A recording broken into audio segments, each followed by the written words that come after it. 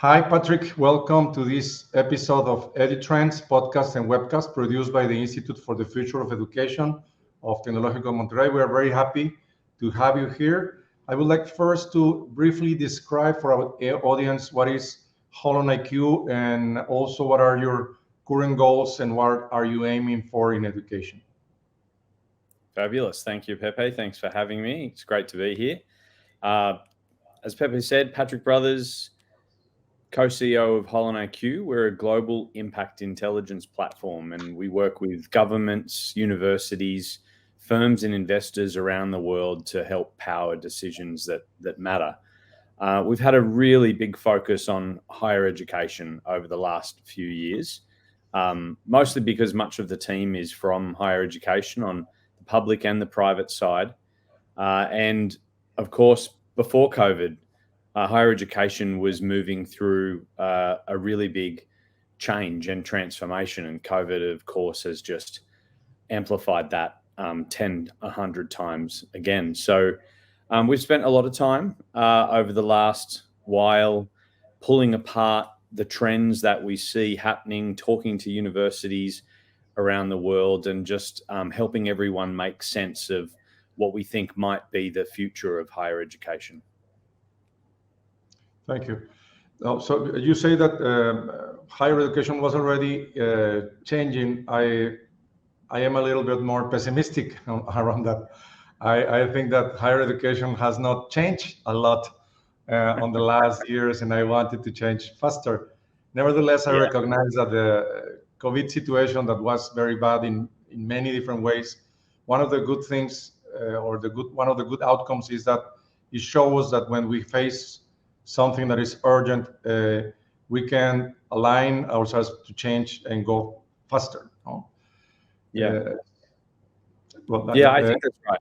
I think just jumping in, I mean, before COVID, there was still a really strong conversation about how do we increase access to higher education? How do we reduce the cost of higher education? And there was a lot of, in the general consumer market, a lot of criticism about the return on investment of higher education. And of course, digital transformation was happening to universities as well. And we saw, MOOCs, and we saw micro-credentials and things like that. But so, I remember really clearly before COVID, and it's interesting how many new people have come into the conversation in the last couple of years. I mean, it's so great to have fresh ideas. But I agree with you. You could take a pessimistic view that higher education hasn't changed for hundreds of years. And, I'm trying to balance that a little bit with, there was some really innovative things happening. Like Tech de Monterrey is a great example. There were amazing initiatives with, ideas about how to solve all of those challenges. But there's no doubt that COVID just reset the whole landscape. Thank you. No, thank you for what you think about Tech de Monterrey. It's very, very nice to have the opinion coming from you. So during you say that during the COVID, the pandemic, something changed. What are the things in the EdTech market in particular that changed because of the crisis? Yeah. I think what COVID did is, without getting too academic, is it isolated a whole bunch of variables and made us really rethink what is higher education. And in education technology, it obviously kind of put education technology at the forefront, because that was, for the most part, the only means of connecting with learners around the world. And so some of the big trends that we saw was what they would call in EdTech direct to consumer, where EdTech companies were connecting directly with learners, not through an institution, to support upskilling and support corporate training. I mean, in the workforce side of education technology has been massive, because companies have been looking for ways to support their staff around the world without being able to be in physical training programs and the like. And of course, for full-time students or part-time students studying at a university, I mean, was just, we've been talking forever about how lectures are boring and not great pedagogy, and it forced us to rethink about how do we deliver learning remotely and how do we deliver it in a way that is more engaging. But of course, COVID also revealed some really poor parts of education technology too. And so, yeah, I mean, we've seen a massive growth, though, overall in education technology, just enormous. It has been double what it was before, at least in almost all parts of the world. So big changes, I'm sure everyone's feeling. I remember a piece of a report that you published a couple of years ago, that during the last decade, venture capital in EdTech grew 14 times. And the expectation at that time is that during this, from 2020 to 2030, the growth will be three times. So what will be your new? That was conservative. I mean, it's so funny because when we published that analysis, we had a whole bunch of people saying, "Oh, that's a bit aggressive," and this is a bit of a bubble, and I think it will. We are arriving to plateau or something like that. No? Plateau, exactly right. And you're right. It started at the beginning of last decade. $500 million globally was invested in EdTech, and we finished the decade at around $7-8 billion, and so something like 14 times. But then along came 2020, 2021. 2021 may be close to a $20 billion investment, which would be 40 times 2010 in terms of the level of investment.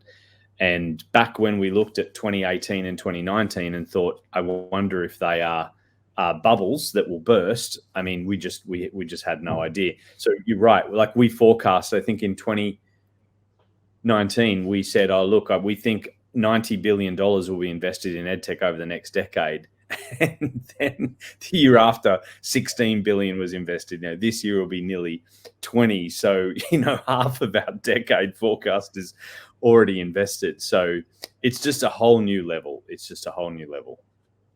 So so 40 is 40, no? 40 times the growth just in the last year. And but what do you think that we should expect for the next 10 years? Yeah, that's a great question. I mean, I think there's two schools of thought, right? There's one school which is along the lines we saw before, which is maybe we're going through a temporary COVID surge and we'll see some level of, moderation, and it will still be very high compared to what it was before COVID, but it will moderate. The other school of thought is that we're only really just beginning to grasp how extensive this digital transformation will be, and that the surge we're seeing right now is a short-term surge that will be part of a long-term transition. I mean, education technology is still only about 4% of total expenditure in education. And that's a very small amount. And so it doesn't have to really be much bigger in terms of that percentage to double in size from a dollar perspective. So, I mean, we think, it'll be somewhere in between is always the safe answer, but there's no doubt there's some expenditure happening right now that doesn't need to be repeated. But at the same time, I think a lot of teams are getting together and saying, wow, now that we're starting to get our feet back on the ground, we need to think about our digital transformation, and that will give rise to further investment again.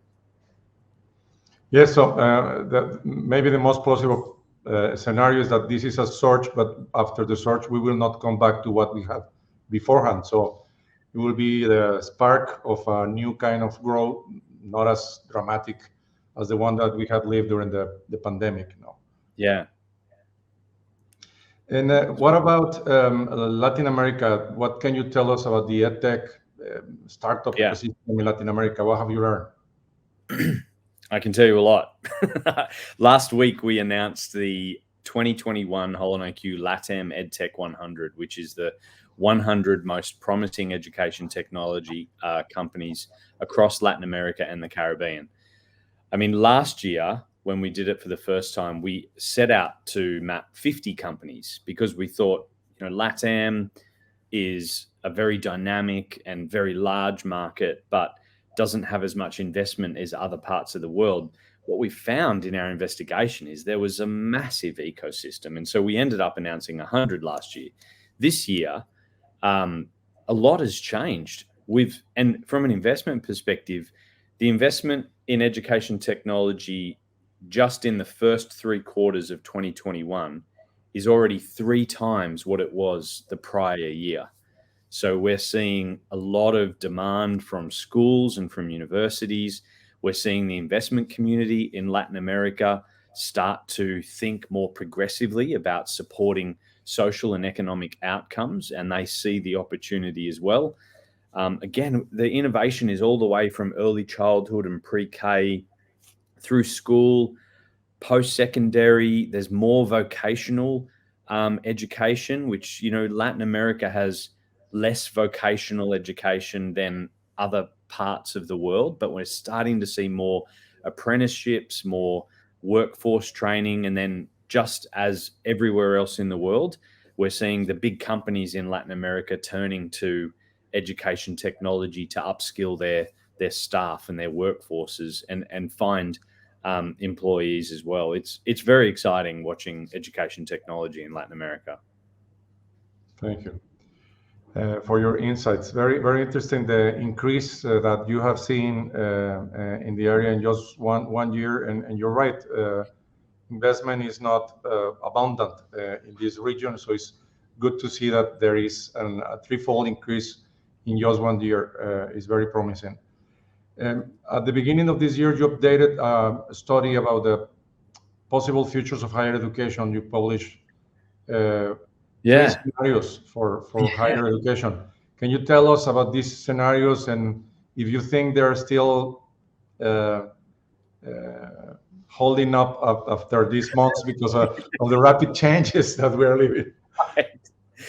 Yeah, so we love scenario planning because it forces you to think about what are the underlying changes that might happen that we're all unsure about, the uncertainties. And each of the scenarios we developed represented, if you like, an extreme. And when we talk about scenarios, we don't think that any one of those scenarios will be what plays out. What we are trying to provoke is a conversation between executives teams about what if this scenario started to play out? How would we be impacted? How would we be prepared? How would we support the learner? So the 3 scenarios, the first one was called... So let me just interrupt you. Sorry. The scenarios are not possible futures. They're mainly like food for thought for educational planners. Is that what you're saying? They are possible, but they represent extremes. Okay. They represent extreme endpoints. And so they shouldn't be read in, literally that this is the outcome that will happen. What they're trying to demonstrate, each of the scenarios, is what would happen if the world started to play out in a very specific direction. So the 3 scenarios were called education state, practicum pivot, and learning market. And let me just really quickly explain each one. Education state represented essentially the public sector and government deciding that it needed to double down on its role in driving post-secondary learning and higher education. And it did things such as starting to recognize micro-credentials as part of the formal accreditation frameworks. And that's very significant because that would mean universities would start to provide, say, programs that were nationally accredited in countries around the world down to about 150 hours of learning. And that seems to be the threshold that the Europeans and many other micro-credential bodies around the world are starting to rest on, is a minimum level of learning of about 150 hours to call it a micro-credential. So education state represented, the governments of the world saying, you know, we want to ensure that higher education remains a government-funded, predominantly public-driven market, and we're going to offer micro-credentials. We are going to restructure universities to do that. The second scenario was called practicum pivot, which represents a very big change in the structure of learning, in that universities tended to now offer 3-month to 2-year programs as the predominant undergraduate product, if you like. And so obviously that's a dramatic shortening of a bachelor's program that we see around the world today. Governments would start to split research and teaching out to try and bifurcate those two roles for universities as part of that process as well. And we would see a very strong adoption of apprenticeships and of internships being woven into those much shorter programs at universities as well. So you would perhaps leave school, do 3 months at Tec de Monterrey, and then you'd go out to work and you'd work for a year. And then you might come back and do 3 months top up, and then you go back to work again. And so instead of it being a very lumpy post-school program, it would be shorter, more iterative, and woven into your work. And the final scenario, called learning market, essentially represented the deregulation of higher education, where the private sector upskilling, came in. Accreditation frameworks would not be really as relevant because employers were recognizing credentials provided by anyone, not just universities. Universities would no longer, if you like, dominate higher education. The government in this scenario says, we're agnostic as to who delivers the learning in higher education, because we want to really drive innovation across the public and the private sector. And so learning market represents, more of a market-based approach to higher education. So the three extremes are education state, which is, it looks a lot like it does today. The government doubles down on funding higher education, although we do see the adoption of micro-credentials in formal accreditation frameworks. Practicum pivot is much shorter, much more linked programs into industry, apprenticeships and the like. And learning market is, if you like, a free market for post-secondary upskilling and skills, and probably represents even shorter programs, again, coming out of school and getting a role. So they were the three scenarios for higher education. And there's very interesting, the scenarios, as you said, they are extreme, but I imagine that there can be a combination of these scenarios. Do you think there's one of them that has the most likelihood to somehow happen, either completely or partially? It's super interesting, and I think it really varies by region around the world. We asked our higher education network what was their preferred scenario and what they thought was the most likely scenario. And the most preferred scenario was practicum pivot, which was essentially universities really compressing their programs down in size and weaving them much tighter into industry. That was the most popular. The highest probability was still education state, where we're seeing around the world, say, take the US as an example, a lot of policies around community college and a lot of policies around, strengthening higher education institutions, although that's difficult for most governments around the world who don't have much money, having just stimulated their economies post-COVID, only 10 years, 20 years after, major financial crises around the world as well. So, yeah, it will be a blend for sure, as you say, Pepe. Yes, very interesting food for thought. These three scenarios. I would like to change the subject now to once again go to EdTech, to educational technology, and who benefits more from the use of technology. So, in general, the people that traditionally benefit from the use of technology are the elites, or people that have access to the technology, or they are provided this technology in their educational institutions. But I wonder, what's your opinion on who will be better, who will have greatest delta of learning outcomes from the use of technology, the elites or the underserved populations? Yeah, I mean, I don't think the elites need any more help, right? So, I think that there's definitely a cohort of education technology which relies on expensive hardware and very high levels of bandwidth that only a privileged few, relatively speaking, can access. But reflecting on the EdTech 100, there's a lot of teams there who are very focused on the underserved communities and minorities, and who are thinking really carefully about what they could do. Technology as well, the way we define it, doesn't necessarily mean high-tech software. Technology means innovation. Much as the wheel itself represents technology a long time ago.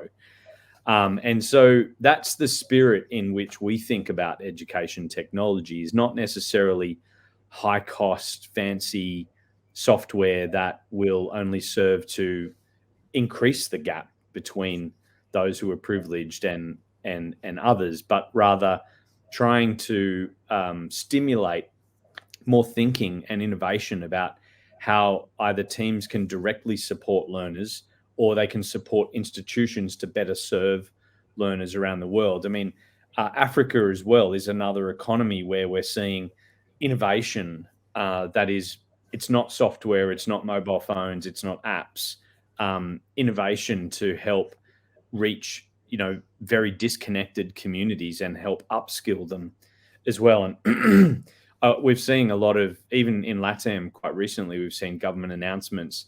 One thing COVID did is it really raised everyone's awareness about the digital divide, about access to connectivity, bandwidth.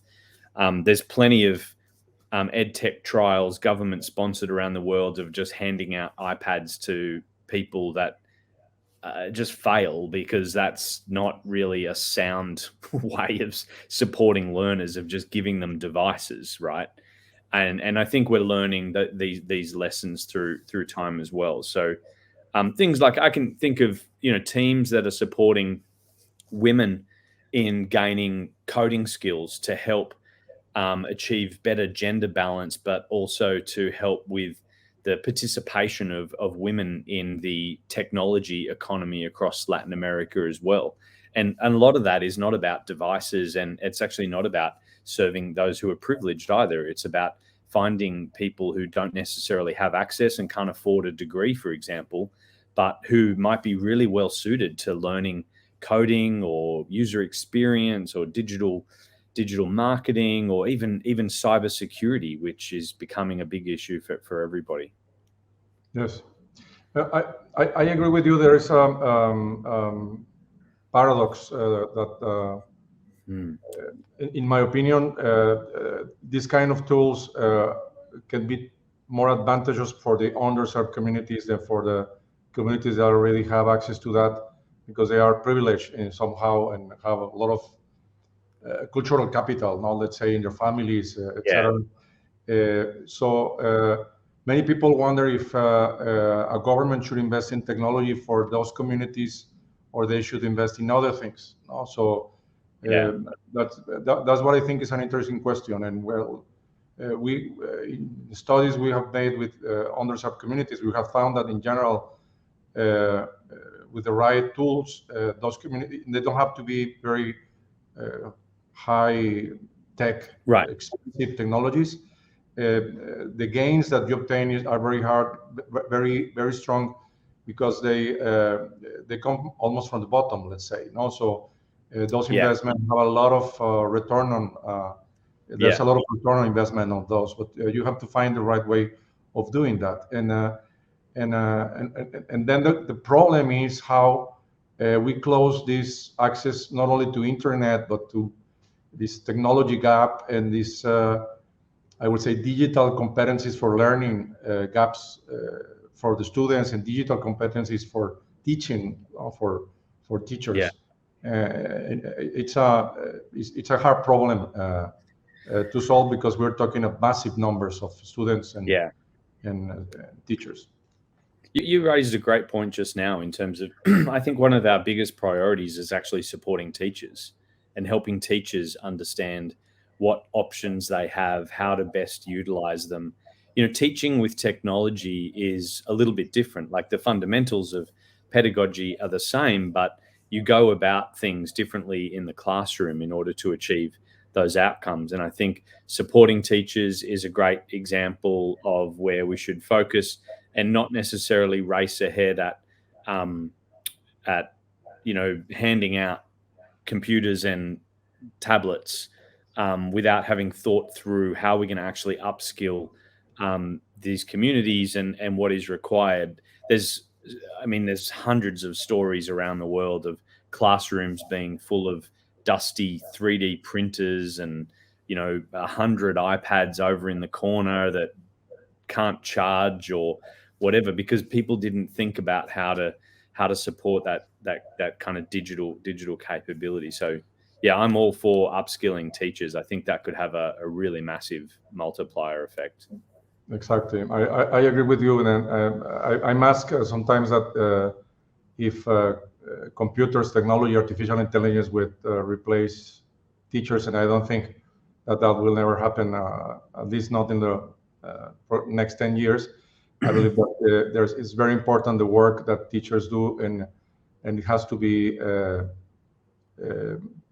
cherished, and we have to make that profession, that vocations, be something that is well seen in our society, and give more capacity training to them. And that's really important note to make is, and we've found in our research as well, when we did our large study called Education in 2030, we had 5 scenarios there, and the most popular scenario by far was called peer-to-peer, which was essentially people wanting to learn from their peers and from other people. And in all of our research, we've found nearly every learner has a preference to learn hard things from another person.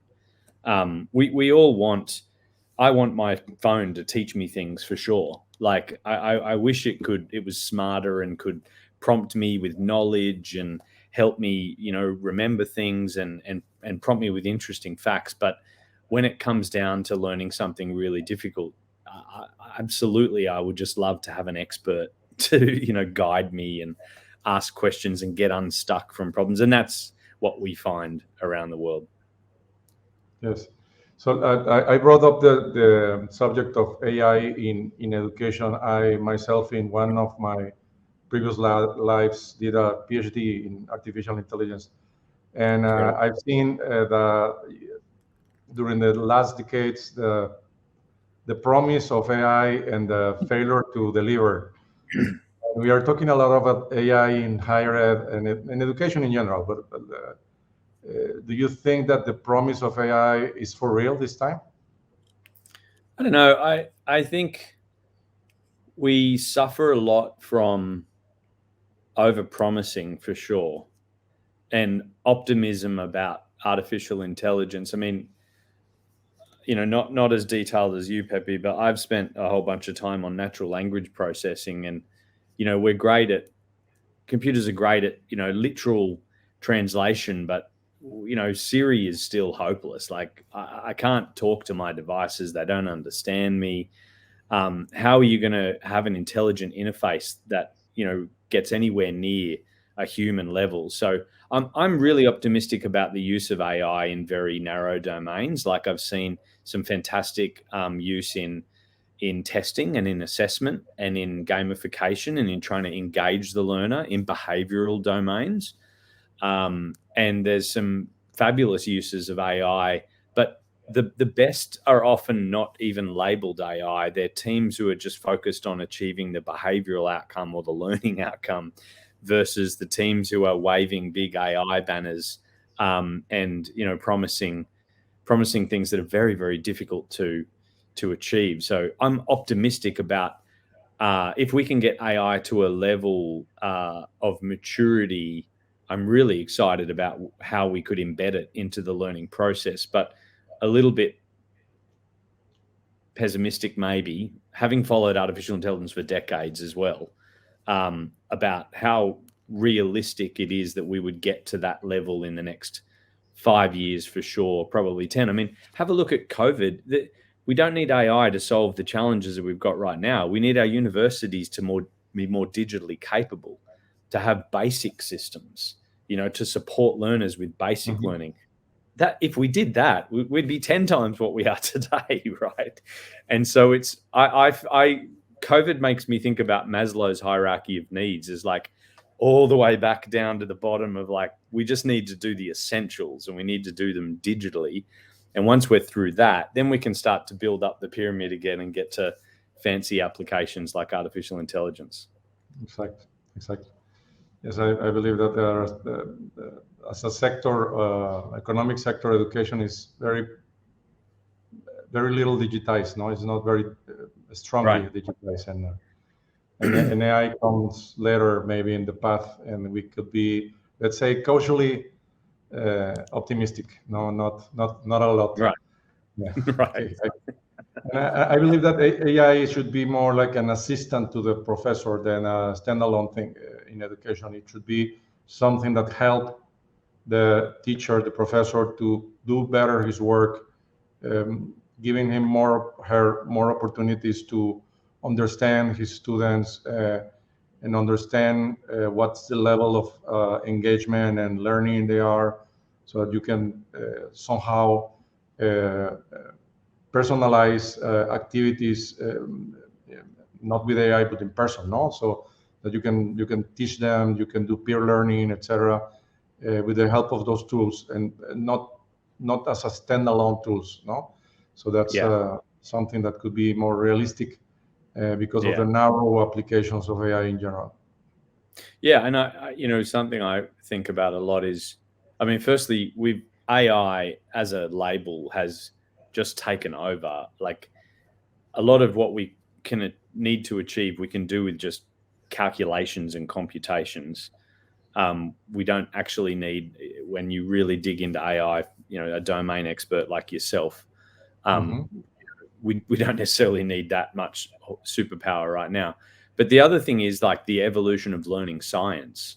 Like AI requires metrics, it requires calculations, and learning has been quite unquantified for a long period of time. And whether it's behavioral psychology or all of these studies, I think one of the good things it's doing is pushing us all to codify and quantify learning science more and try and advance that discipline at a level where we can explain pedagogy in a more quantifiable and scientific way than perhaps we might have 10 or 20 or 100 years ago.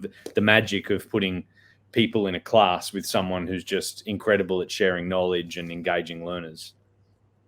Yes, that's very, very interesting. And when you were talking about that, I remember, I don't know if it's an article or a quote from George Siemens that say that the empowerment that will give us a world that combines human and artificial cognition, no?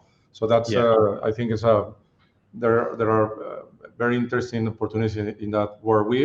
Definitely. Thank you, Patrick, for your time and for sharing with us your thoughts on the future of education, and also for sharing HolonIQ work and knowledge on higher ed. This talk has been very interesting and enjoyable, and it will surely be of great value to our audience. We look forward to discuss education and technology matters with you again. I expect that will be very soon. Thank you very much again, and have a great day, Patrick. Thank you, Pepe. Wonderful to be here.